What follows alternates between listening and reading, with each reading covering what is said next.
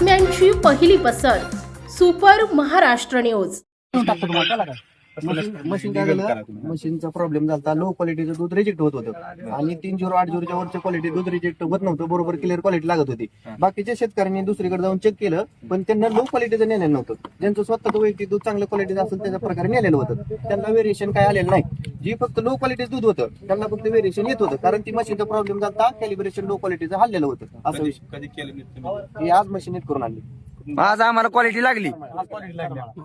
Chairman सांग की आज आम्हाला क्वालिटी लागली, म्हणजे आज आम्ही लो क्वालिटी नाही झालो। इतक्या दिवसांचे दूध रिजेक्ट होत होतं, जी चांगल्या क्वालिटी दूध होतं त्यांचं रिजेक्ट होत नव्हतं, फक्त हे दोघांचं तिघा जणांचं जेवढं रिजेक्ट होतं तेवढं म्हणायचं। फार मग ती सांगतो ना, 4 जण होती 3 जण होती तेवढे त्यांचं रिजेक्ट होत होतं, कारण त्यांचं 3-0च्या 8-0च्या दूध खालचं होतं आणि डायरेक्ट मशीन रिजेक्ट करून टाकत होती, आणि तिथनं पुढचं दूध चांगले ती मशीन फक्त क्लिअर दाखवत आणि आज कुणाचं रिजेक्ट झालं नाही, नाही झाले रिजेक्ट, पण आमचं झालं नाही। ह्यांचं झालं नाही। म्हणजे आज कसं काल मशीन नीट करून आणली, आज आम्हाला क्वालिटी लागली। ती भावात कमी केल्यामुळे त्या दूधवाले रिजेक्ट व्हायचं, आणि ज्याला हाय क्वालिटी लागत होती ती 37-38 वर थांबत होती, मग त्यांचं रिजेक्टच होणार नाही ना दूध। मग असा घोळ एक बी कस्टमर नाही की समजायला जळ बसलेली, रिजेक्ट वाल्यालाच नाही, 4 दिवस समजायलाच बसलेली।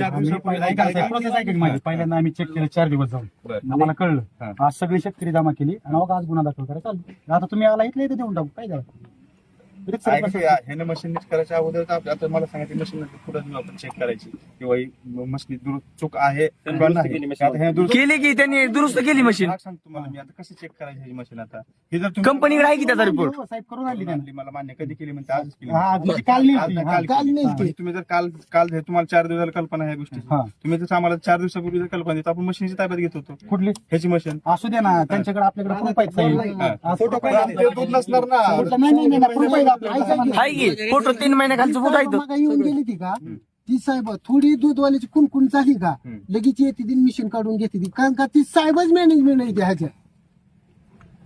थोडं हालचाल झाली का ती साहेब लगेच मिशन घेऊन जाते ती, आणि कसं त्यांच्यावर तुम्हाला झालं, पण ही वस्तू थोडी वस्तू तशी करते झाला सगळ्याच्या क्वालिटी चेक केला, एका दिवसात लगेच होत नसतं, मला माहिती आहे। सगळ्या चेक केल्या, आम्हाला गोळ निदर्शनास आला, मग आम्ही आज विषय म्हटला। दुसरं काय आपलं काय चेअरमन सोबत भांडण नाही, आपलं कंपनी सोबत असं सत्याचं भांडण आहे।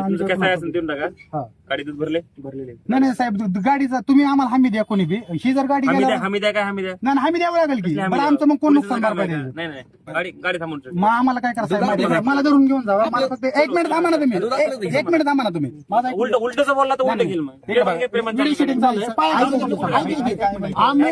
आणून गाडी थांबवता येणार नाही। आम्हाला तुम्ही रीतसर सांगा, रीतसर नोटीस द्या आम्हाला। हा मग माणसाला सांगा की जबाबदारी घ्यायला, आजपर्यंत घोटाळ्याचे पैसे देतो। 1 मिनिट थांबा साहेब,